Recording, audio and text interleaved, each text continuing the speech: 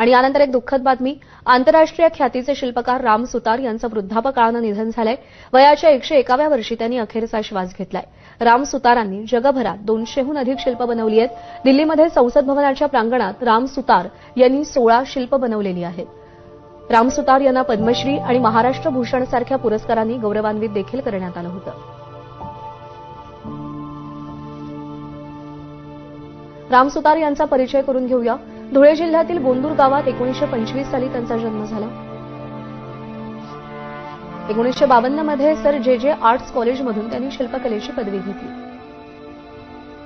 जे आर्ट्स मानाच्या मेयो सुवर्ण पदकाचे ते मानकरी आहेत.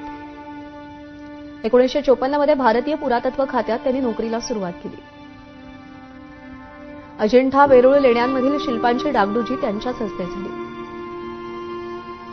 1999ला त्यांना पद्मश्री पुरस्कारानं गौरवान्वित करण्यात आलं. 2024चा महाराष्ट्र भूषण पुरस्कार त्यांना जाहीर झाला, जो 2025ला त्यांना काही दिवसांपूर्वीच प्रदान करण्यात आला.